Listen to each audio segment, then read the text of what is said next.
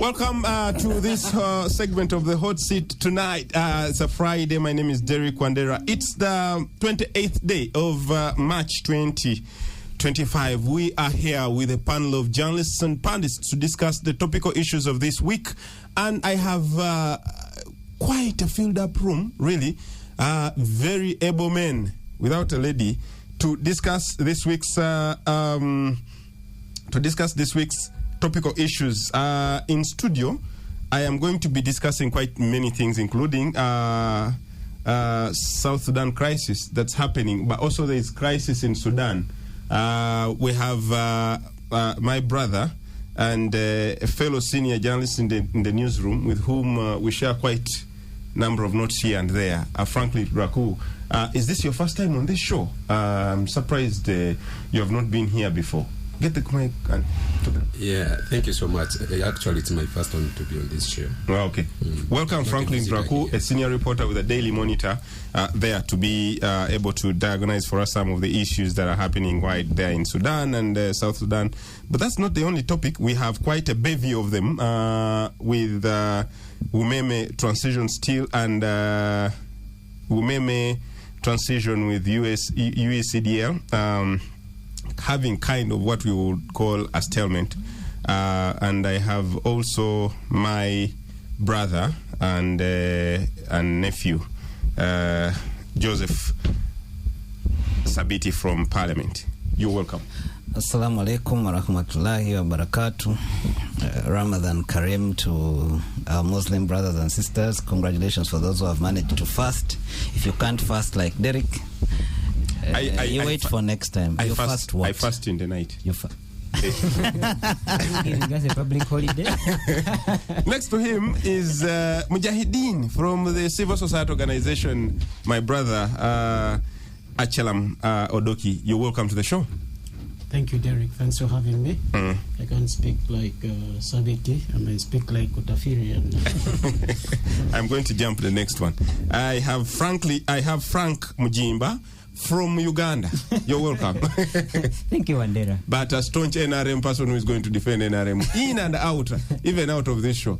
Next to him is Gomba's only best export that we have in Kampala. Gomba's finest, Isaac Kayonde. You're welcome for this show, my brother. Thank you, and good evening, viewers. Going back to our very good and first time guest on this show is the Honorable Adupa Onwech Felix. Is the Presidential Transformer Cadres Association of Uganda. He's a lawyer and a Choga County MP flag bearer. To be brother. You're welcome to this show, brother. My brother Wandera and all the panelists. I'm glad to see you. I can see senior Ugandans who are very serious coming here to discuss matters of national importance and international importance.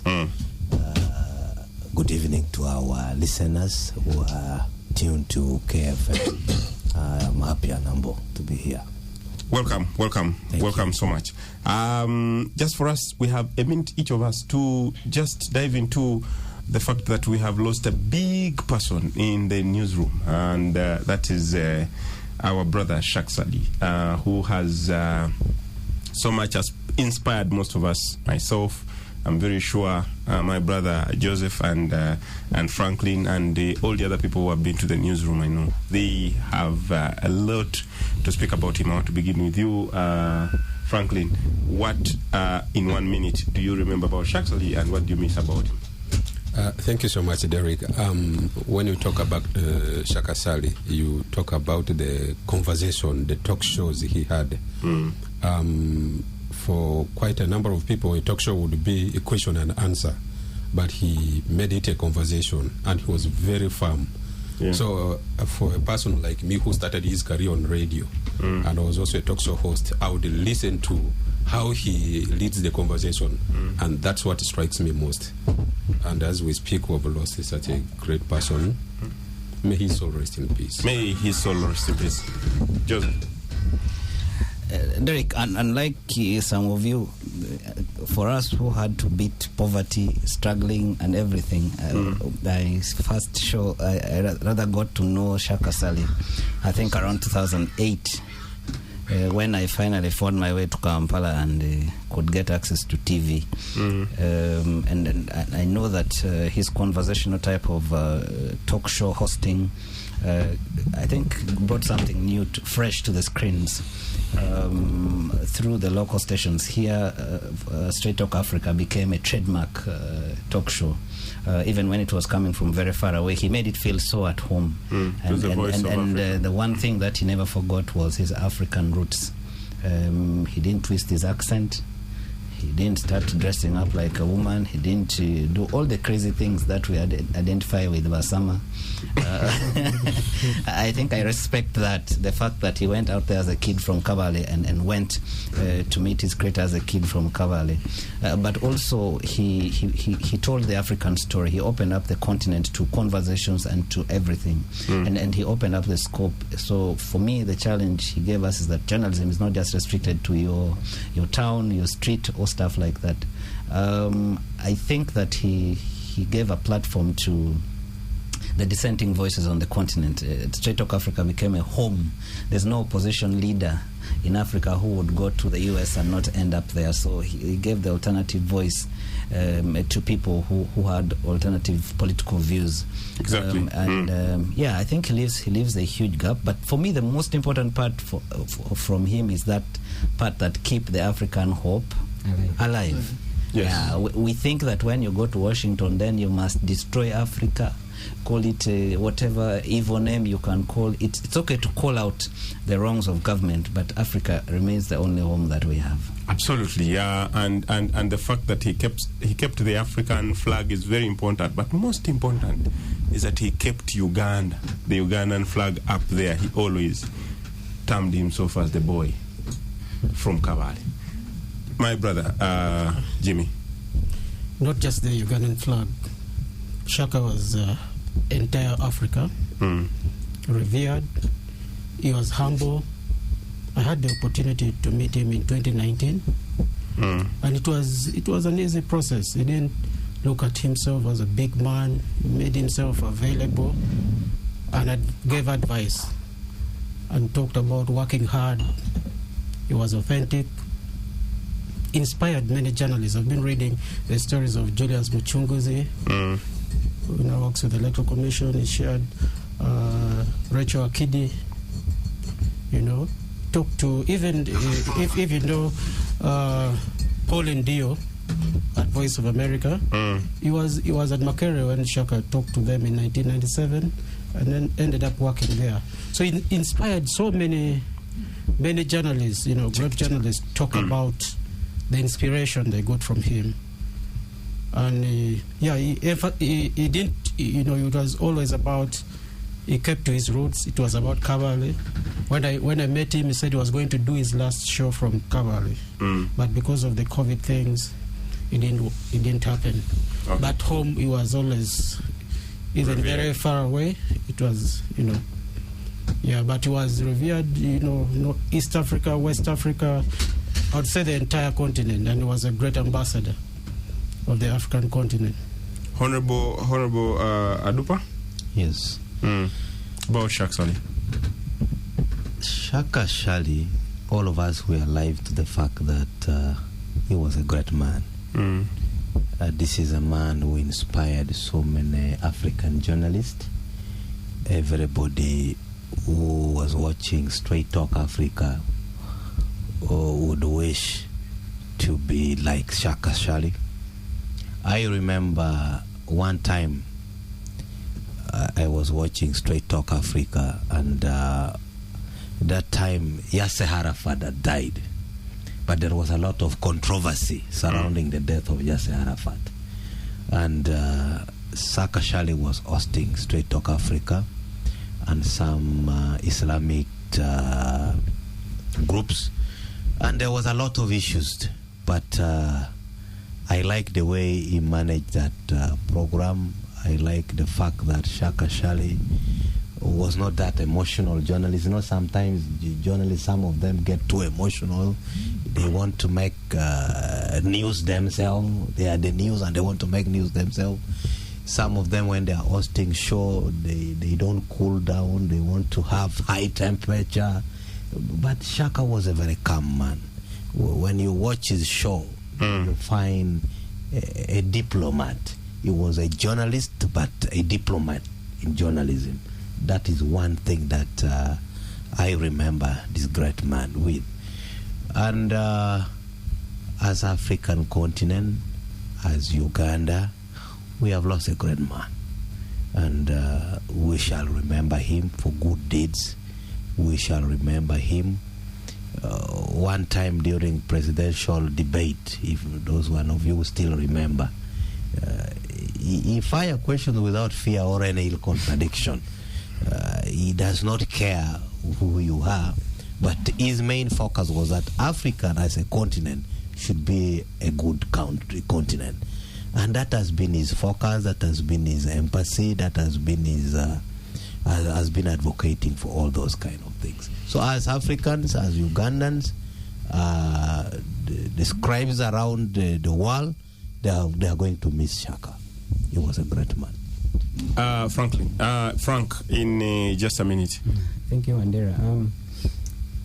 Like the other members have already stated, I think arguably he could have been the best export out of Uganda in terms of human resource.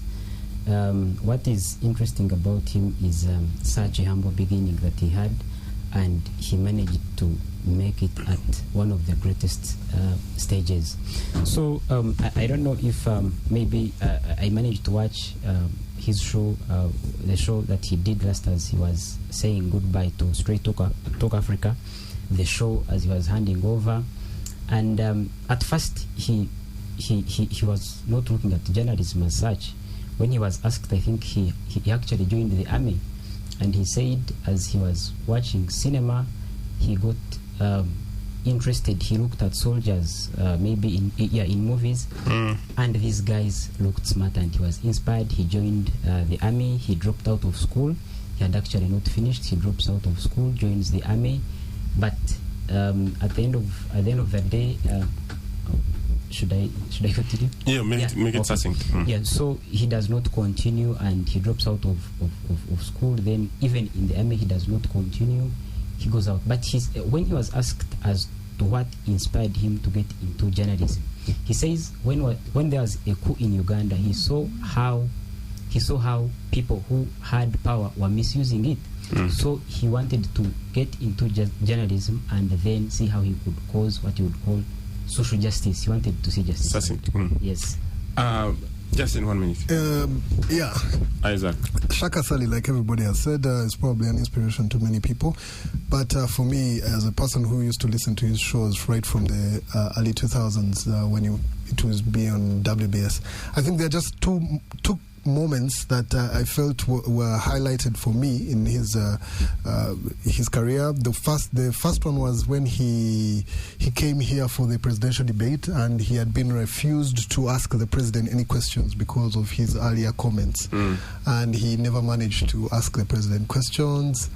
And then he said as a disciplined person, he felt he could have gone rogue in the debate, but he kept his cool and kept his position. The other was, of course, one of his shows where his listenership was far and wide across Africa, where President Meles Zenawi called in, to make a comment on the show over things of Ethiopia. So really, he was a man who, he had a good run, and his famous statement was something that was remarkable. He used to say, "Get better, not bitter," and it's a. You want to repeat that for Derek? Yeah. I really want to repeat it for the opposition. Get better, not bitter. It's something that is lacking in our political spheres, where the radical. We are all radical, at extreme ends. Otherwise, may he rest in peace, and may his legacy continue. Not bitter and keep the African hope alive. Get better and not bitter. In the last election in Kawempe, NRM was very bitter. Let's go. Come back. We shall continue to banding. Welcome back to this edition of the Friday Hot Seat, where we feature panelists and journalists to discuss quite in-depth issues around what's happening throughout the week. I have a very, very big panel, and I want to begin with Joseph because he's in Parliament. Everything about Umeme has been happening within Parliament, where he is spokesperson to the Speaker of the House. Bring us to speed what's happening there, and what are the talks. Give us insights into the Auditor General's report that was released, I think, yesterday.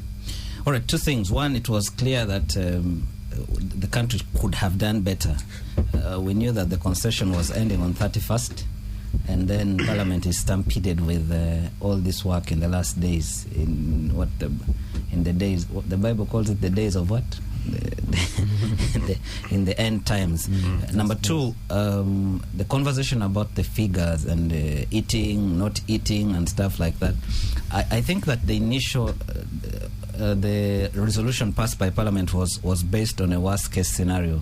There was a projection given from Treasury that worst case scenario would be $190 million, and by that point the Auditor General was still concluding on the special audit to actually ascertain what the government owed Umeme. So the Auditor General submitted his reports yesterday and said the figure owed to Umeme is $118 million, which is less by about 60 something million dollars, was the amount approved to Parliament. But also, I've seen in most of the reporting, most journalists are missing the fact that the parliamentary approval was tied to the final audit of the Auditor General. They said the final figure that will be paid must be the one the Auditor General brings. I have seen a lot of reporting about the discrepancies, disparities, but it is also because most of the journalists reporting either missed the debate or actually missed that point. So the approval in Parliament was tied to the final audit process. I think what lies ahead is what the Ugandan company now will do. Whether they will compete Umeme in providing darkness or they will do the country proud. But for me, unlike many people here who are maybe more business oriented than I support the state takeover. I would even propose a very strong state financial institution in the market to give a hell. I don't know why Frank is looking at me like that, but you cannot leave key strategic sectors purely to business. Let the business people come and compete, but in the banking sector, in the energy sector, in some critical sectors, I want to see the state. The 1994 structural adjustment policies achieved in its objectives. There were mistakes, there were lessons and everything. I think that the China model that very many people don't agree with is something we should think about as a country. I want to come to you, the Honorable Adup. What is being talked about within the NRM circles? What's happening there? What are the kind of conversations you're having? Because the NRM oversaw and was the spearhead of seeing Umeme coming through. Now, if we're hearing voices of this should have never happened and this kind of concession should have never in the first place been signed, what are some of the conversations happening there? First of all, this matter was discussed in SEC, according to the information I have. And the Minister for Energy was invited in SEC so that can also update and inform the members of the Central Executive Committee. And SEC was convinced that indeed we should take over the distribution and the supply. But the principal was more convinced that it is time that the country should take over. And discussions were extended, Sabit knows, I think the Committee on Natural Resources, Economy and so on, they sat and discussed all these kind of issues. And the entire government accepted that let Umeme exit and we take over. For us, me personally, well, yes, it is good for us also to take charge of our resources and also make sure that we are in charge of each and everything that we have as a country. But my big question is sustainability. Are we going to sustain it properly?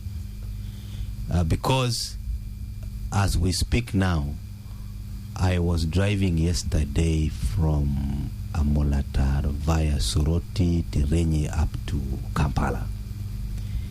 Dokolo, there is no power. Amolatar, there is no power. Soroti, there is a problem. Even Lira, it has started happening in a way that the power only comes back at 8 p.m. Now, when you call Umeme, there's a number they used to give us, hotline. They tell you, for us, we are winding up now. Maybe there's a problem with a pole somewhere, but the engineers will look into it. You wait. The response is not as fast as it used to be. Now, my only worry is that when government takes over, the engineers who are there, are they going to be more efficient? Will they work 24 hours to make sure that Ugandans does not have a power blackout?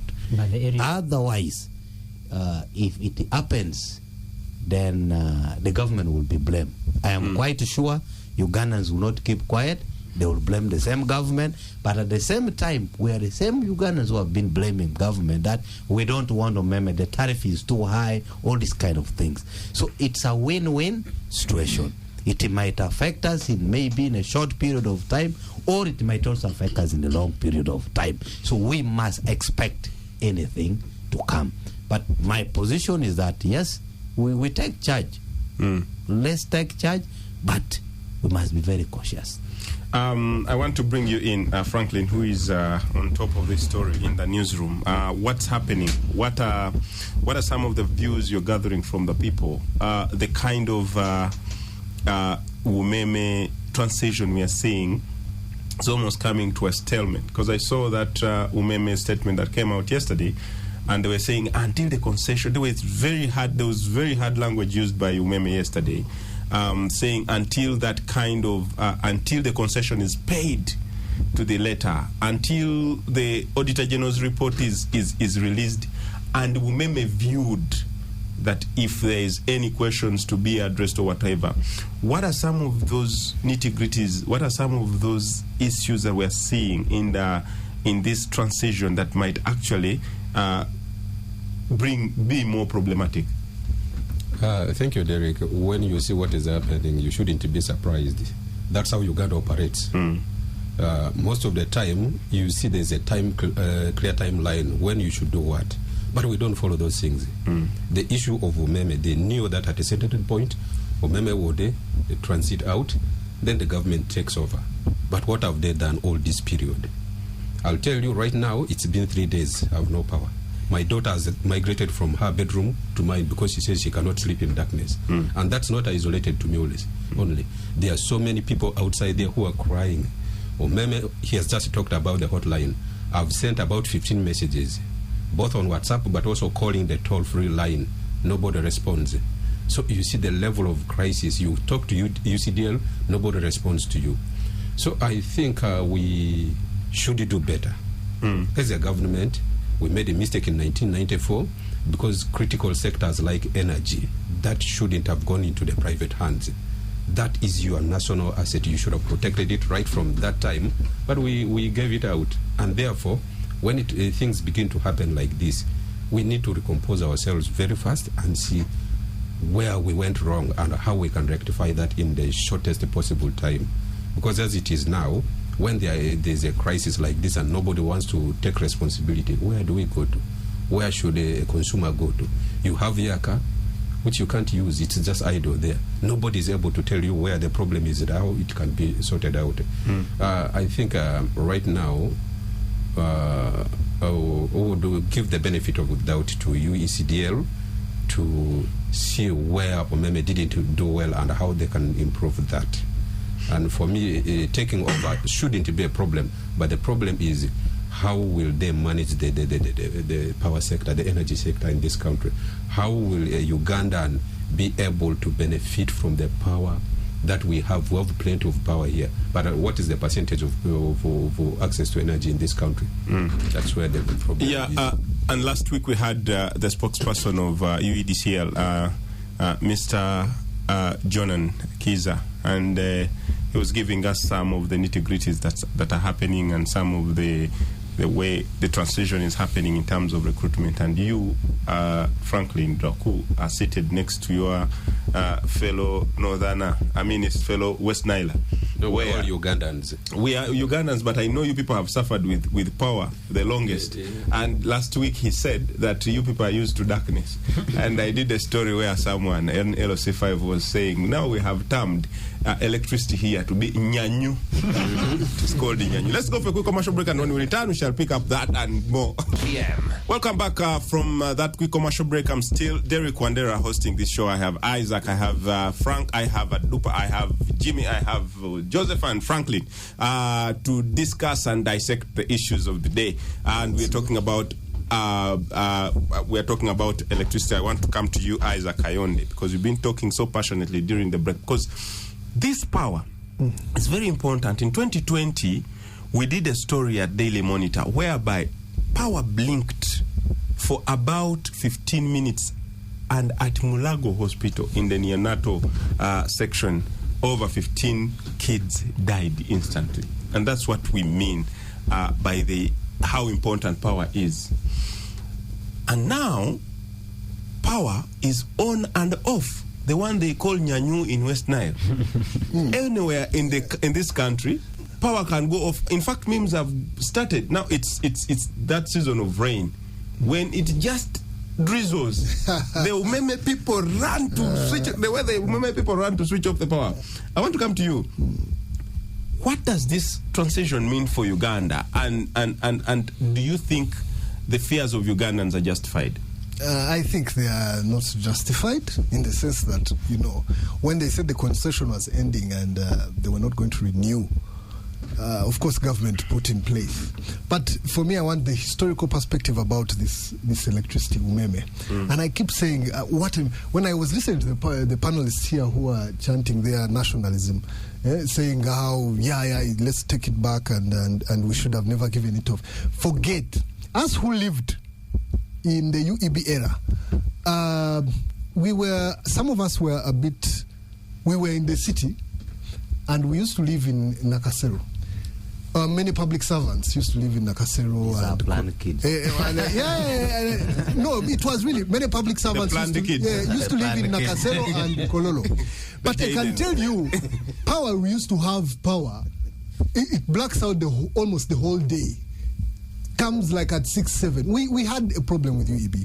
Now, the concession which Umeme came and took over was swayed, or it bent towards Umeme more than government because of the circumstances that were there. The distribution network was weak. It was old. It was from the 1950s. And any concession that comes where you really need it, you really need to make change, is not going to favor you. For me, the second issue is who owns Umeme. Umeme is a Ugandan company. Many people here keep talking about this foreign company and everything. The largest shareholder in Umeme is NSSF. These profits have been going to NSSF savers. NSSF has 28%. The local, what they call the retail shareholders are about also another 30%. You have institutional buyers. Institutional buyers are the other pension funds, the investment funds, all those kind of people. The other party is IFC, which owns, I think, 2%. So for me, ownership, it is Ugandan. If the company is making profits, you have significant amount of that profit staying in the hands of Ugandans, right? So for me, Umeme as a company was doing a good job. My problem is that Ugandans are just hard to please. When Umeme was there, people were busy, Umeme, they cry the same thing. Now it has gone, now they are crying the same. They are saying, UEDCL will do nothing. But for me, what are the preparations that they have, the other that government has made? And they have given you assurances. Nobody is saying that Umeme simply had distribution rights, but the network was owned by UEDCL.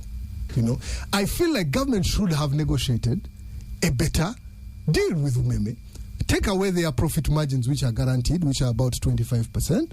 Take away capitalization, where the Umeme goes into the commercial market to get loans. Say, as government shall always lend you money to a tune of this much, just like they have done the 50 million. Now, you leave that. Government has made some, I think I must commend government because they are really committed to this transition.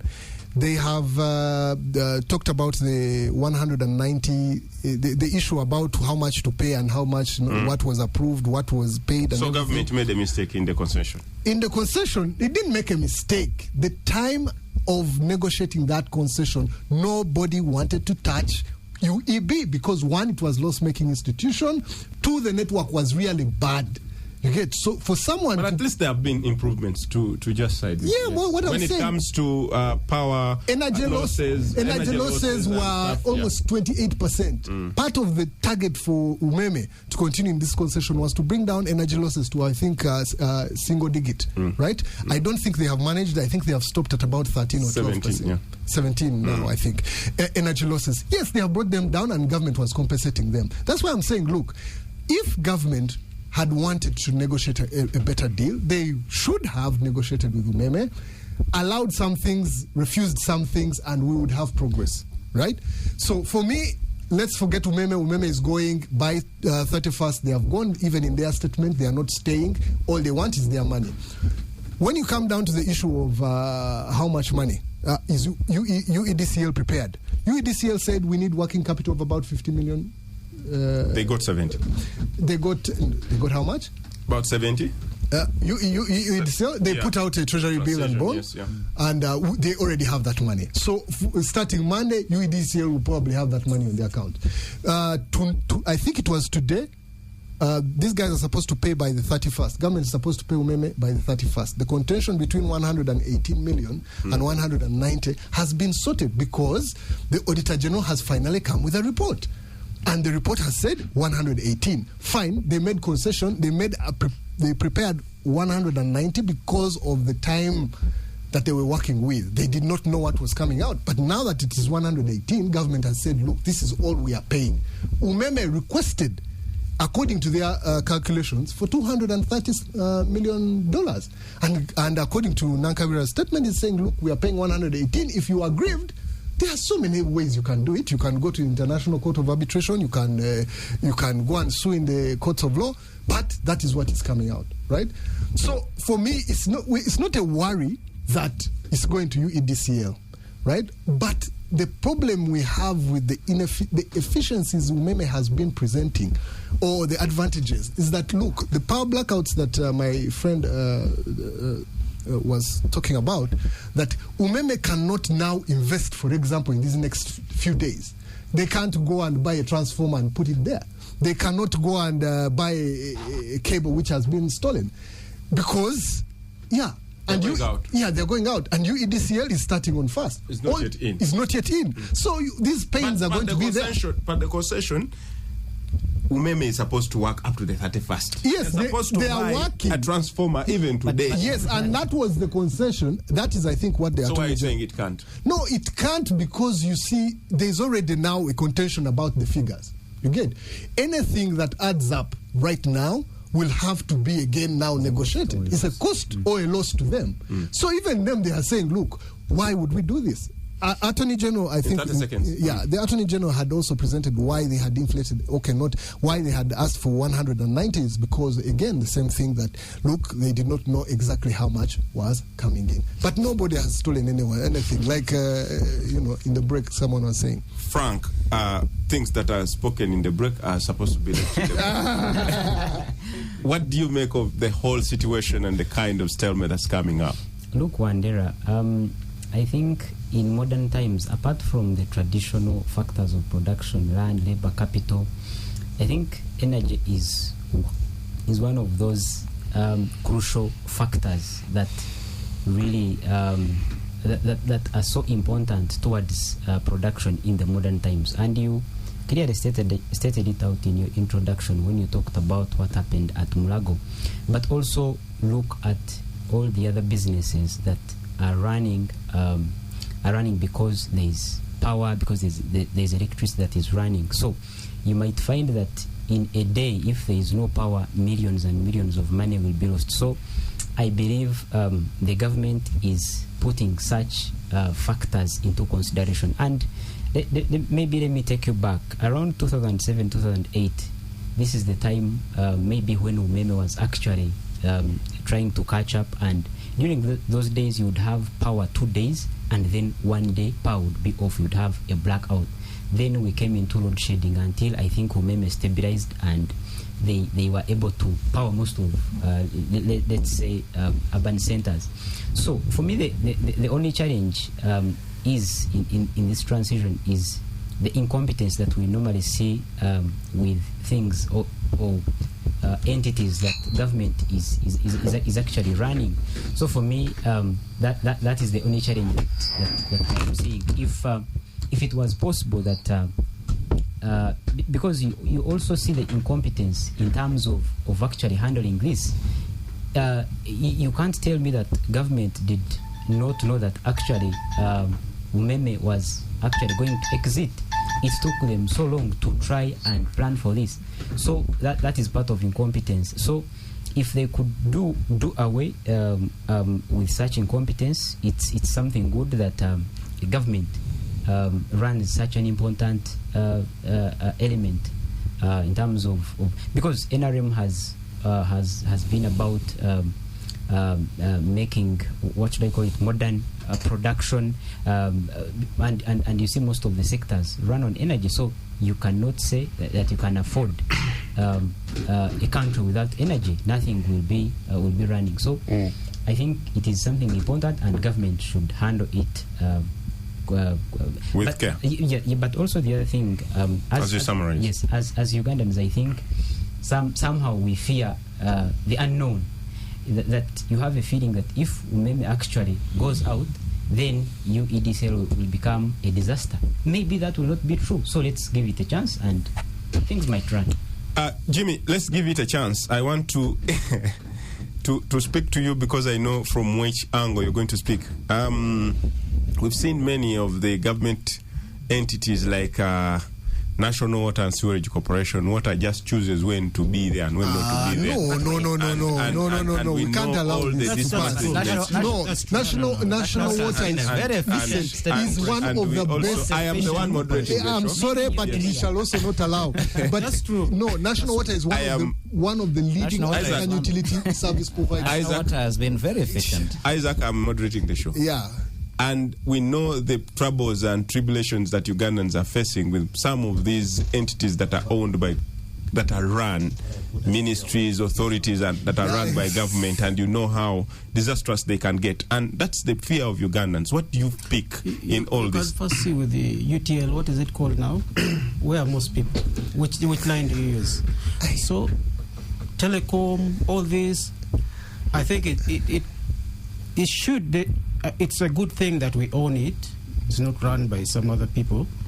But as you've all been talking about the efficiency, it might not be the best. I would like to ask Isaac, allow Jimmy to speak. Yeah, Jimmy. He has his time. You had your time. You posed the question to me, so I really wanted to respond, to tell him that, look, they are... Isaac, you had your time. Yeah, it's okay.